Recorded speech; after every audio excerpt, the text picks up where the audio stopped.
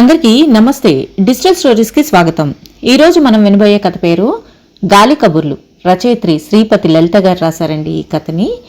ఒక మెనోపాస్ స్టేజ్కి వచ్చిన లేడీ స్టోరీ అండి ఇది. ఆవిడ ఎలా దీన్ని ఓవర్కమ్ చేస్తున్నారు అనేది శ్రీపతి లలిత గారు ఈ స్టోరీలో ఎక్స్ప్లెయిన్ చేశారు. ఇంకా కథలోకి వెళ్ళిపోదామా? ఇందిరా ఫోన్లో ఆందోళన ధ్వనిస్తున్న అక్క గొంతు విని, ఏంటక్క ఆదుర్దాగా సావిత్రిని అడిగింది. మీరంతా ఎలా ఉన్నారు? అమ్మాయి అల్లుడు బాగున్నారా? నీ ఆరోగ్యం, శేఖర ఆరోగ్యం అంతా బాగుంది కదా? కంగారుగా ప్రశ్నలు సంధిస్తున్న అక్కతో, ఏంటి మళ్ళీ తెల్లవారుజామున కలేమన్నా వచ్చిందా? అక్క భయాలు అనుమానాలు తెలుసు కనుక నవ్వుతూ అడిగింది. అయినా వారం క్రితమేగా స్రవంతి ఇక్కడికి వచ్చి వెళ్ళింది. తను చెప్పలేదా మేము ఎలా ఉన్నామో? నీకు అన్నీ నవ్వులాట్లే. ఇక్కడ కొంపలు మునిగే విషయాలు వింటుంటే నాకు నిద్ర పట్టడం లేదు. సరేలే, అంతా బాగున్నారు కదా? ఫోన్ పెట్టేసింది సావిత్రి. సావిత్రి, ఇందిర అక్క చెల్లెళ్ళు. వాళ్ళకిద్దరు అన్నతమ్ములు. అందరికన్నా పెద్దది సావిత్రి. నలుగురిలోనూ చిన్నది ఇందిర. ఇద్దరికి వయసులో 10 ఏళ్లు తేడా. అందుకని ఇందిరని ఇప్పటికీ చిన్నపిల్లలాగా చూస్తుంది ఆమె. సావిత్రి విజయవాడలో ఉంటుంది. ఆవిడ భర్త అక్కడ మంచి పేరు సంపాదన ఉన్న అడ్వకేట్. ఇందిర హైదరాబాద్లో లెక్చరర్గా చేసేది. ఆమె భర్త శేఖర్ బ్యాంక్ ఆఫీసర్గా చేసి రిటైర్ అయ్యాడు. ఒక్కతే కూతురు స్నేహ. పెళ్లి అయ్యాక ఇందిర కూడా ఉద్యోగం మానేసింది. ఎందుకు ఇంకా సర్వీస్ ఉండగా ఉద్యోగం మానేశావు అని ఎవరైనా అడిగితే, ఇన్ని రోజులు ఎవరి ఉద్యోగాల్లో వాళ్ళు మునిగిపోయి నేను శేఖర్ కబుర్లు చెప్పుకునే సమయం లేకుండా గడిపాం. బాధ్యతలు తీరిపోయాయి, డబ్బు ఇబ్బంది లేదు, ఇప్పుడైనా హాయిగా కబుర్లు చెప్పుకుంటాం అని చెప్పేది. శేఖర్ భలే మంచివాడే ఇందిరా. నీ అదృష్టం కొద్దీ అలాంటి వాడు దొరికాడు. ఒక్కసారి కూడా ముఖంలో విసుగు చూడలేదు అని అక్క అంటే, బ్యాంకులో ఖాతాదారులతో ఓపిక్గా మాట్లాడి అలవాటైందిలే ఆ శాంతం. పెళ్ళాం దగ్గరికి వస్తే కోపాలు చిరాకులు అన్నీ బయటకు వస్తాయి. మీ మరిదని ఓ పొగిడేయకు అనేది నవ్వుతూ. వీళ్ళు మంచి అన్యోన్య దంపతులని బంధువులందరూ అంటారు అనుకుంటారు. అలాంటి వారి గురించి ఇప్పుడు వింటున్న వార్తలు చెల్లెలికి ఎలా చెప్పాలో తెలియడం లేదు సావిత్రికి. ఇందిరది సర్దుకుపోయే స్వభావం. శేఖర్ సరే సరే, అలాంటి వాళ్ళ కాపురంలో గొడవలేంటి?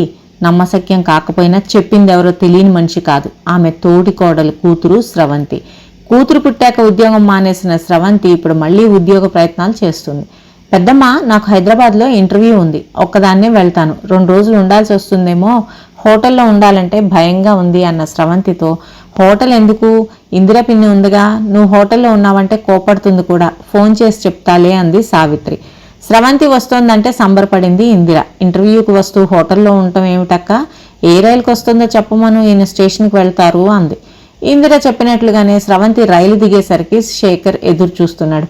ఇంత పొద్దున్నే ఎందుకు ఇబ్బంది పడ్డారు బాబాయ్, నేను వచ్చేసేదాన్ని అన్న స్రవంతితో, అదేంటమ్మా వేరే పనే ఉంది, ఉదయం వాకింగ్ బదులు ఇక్కడికి వచ్చి ప్లాట్ఫామ్ మీద వాక్ చేశాను అన్నాడు. ఇంటికి వచ్చేసరికి ఇందిర ఎదురు చూస్తుంది. ప్రయాణం బాగా జరిగిందా? ముందు మీ వారికి చెప్పు ఇక్కడికి చేరినట్లు, లేకపోతే కంగారు పడతారు అన్న ఇందిరతో, సందు చివరే ఫోన్ చేయించా, మళ్ళీ నీ కబుర్లలో పడితే మర్చిపోతుందని అన్నాడు శేఖర్. స్నానం చేసి ఫ్రెష్ అయి వచ్చిన స్రవంతికి వేడివేడి దోశలు వేసి తను కూడా తింది ఇందిర. బాబాయ్ తినరా అంటే, ఆయన గారు మనతో తినరు, ఆయన పలహారం వేరే మూతి విరిచింది ఇందిర. శేఖర్ మొహమాటంగా నవ్వి వెళ్లిపోయాడు.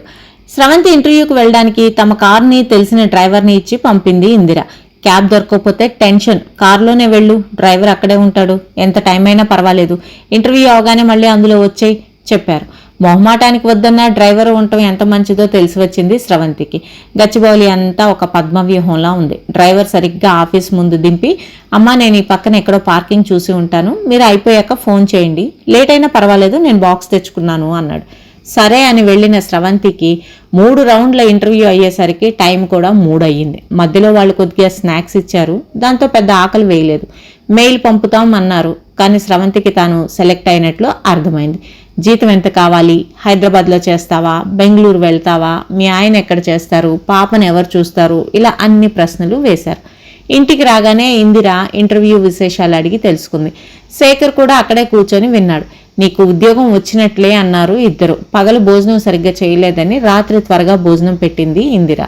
స్రవంతితో పాటు తను కూడా తినేసింది. శేఖర్ భోజనానికి కూర్చోలేదు.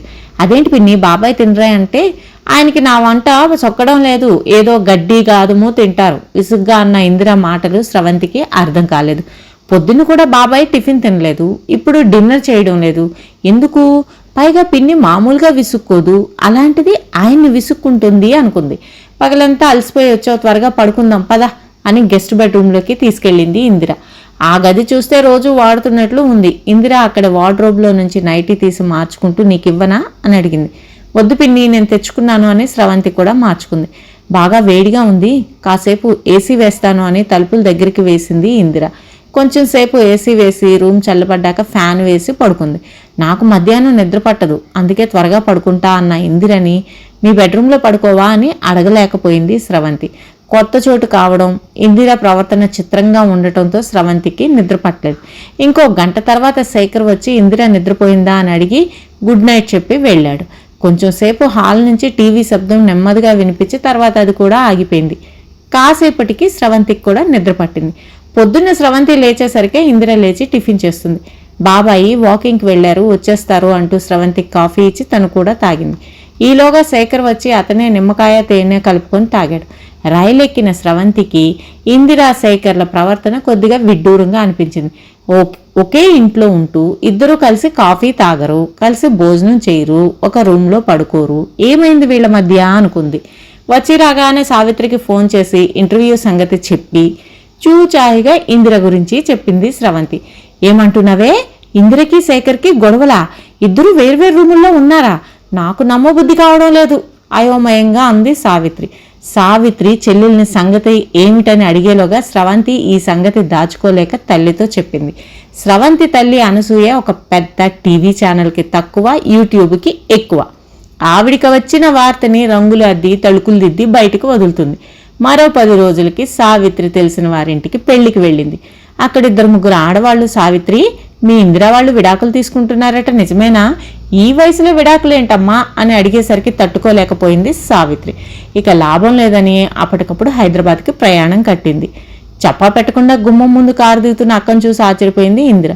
అదేంటక్క, ఫోన్ అయినా చేయకుండా వచ్చావు అన్న చెల్లితో, మీ ఇంటికి రావడానికి నాకు పర్మిషన్ కావాలెటమేటే అంటూ పరిశీలనగా ఇందరిని చూసింది సావిత్రి.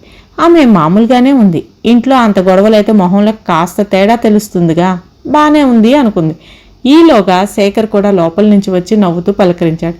సరిగ్గా భోజనాల టైంకి వచ్చింది సావిత్రి. రా అక్క భోంచేద్దాం పిలిచింది సావిత్రిని ఇందిర.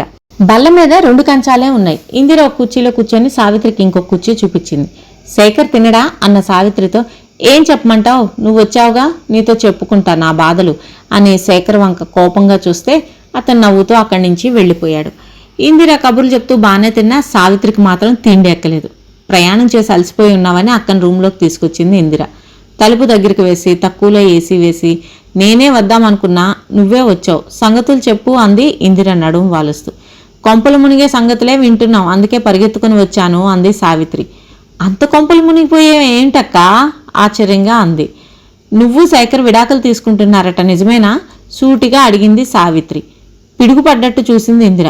ఏమంటున్నావక్కా, నేను శేఖర్ విడాకులు తీసుకోవడం ఏంటి, జోకా అంది అయోమయంగా. జోకా ఇంకేమన్నానా? టెన్షన్తో నా తల పగులుతుంటే మీరిద్దరూ కలిసి తింటం లేదట, వేరువేరు గదుల్లో పడుకుంటున్నారట. మొన్న మా బంధువుల పెళ్లికి వెళ్తే అక్కడ మా తోటుకోడలు, మీ పెదమామగారి అమ్మాయి అందరికీ ఇదే సంగతి చెప్తున్నారు. పెళ్ళై 30 ఏళ్ల తర్వాత ఇప్పుడు విడాకులేంటి, అంత సమస్యలు ఏమున్నాయి, కూతురు పెళ్లి కూడా చేశారు, ఏదన్నా భేదాలుంటే సర్ది చెప్పడానికి మేము లేమా? ఆవేశపడుతూ ఆయాసపడుతూ మాట్లాడుతున్న అక్కని చూసి ఇందిరా ముఖంలో రంగులు మారాయి. తనకి శేఖర్కి విడాకులా? ఎలా పుట్టింది ఈ వార్త? అక్క ఏమంది? ఇద్దరూ కలిసి తినడం లేదు, కలిసి ఒక గదిలో పడుకోవడం లేదు. విషయం వివరంగా ఆలోచించిన ఇందిరకి ముందు ఆశ్చర్యం కలిగింది, తర్వాత నవ్వు వచ్చింది. ఆపకుండా తెరలుగా నవ్వుతున్న చెల్లిని చూసి, నేను అడిగిన దానికి సమాధానం చెప్పకుండా పిచ్చి నవ్వేంటి, మతి చెల్లించిందా కోపంగా అంది సావిత్రి. ఇవన్నీ గాలి కబుర్లక్క, దీనికోసమా పడి అంత దూరం నుంచి వచ్చావు? గాలి కబుర్లా అంటే అన్ని అబద్ధాలా? అబద్ధాలని ఎక్కడన్నానక్క, గాలి కబుర్లు అన్నాను నవ్వు ఆపుకుంటూ అంది ఇందిర. ఏమోనమ్మా, నాకు అర్థం కాలేదు. అసలు సంగతి చెప్తాను విను. మెనోపాజ్ తర్వాత నాకు ఆరోగ్యం కొద్దిగా తేడా వచ్చింది. ప్రతి దానికి కోపం, విసుగు, ఇదంతా ఉద్యోగంలోని ఒత్తిడి వల్లే అనుకొని ఉద్యోగం మానేశాను. శేఖర్ కూడా రిటైర్ అయ్యాక ఎక్కడికైనా వెళ్దామంటే నాకు ఓపిక ఇష్టము రెండు ఉండేవి కాదు. ఏం మాట్లాడినా గొడవ పెట్టుకునేదాన్ని. ఒక రాత్రిపూట ఉన్నట్టుండి గుండెలు దడదడలాడటం, చెమటలు పట్టేసరికి గుండె జబ్బని భయపడి డాక్టర్ దగ్గరికి పరిగెత్తాం.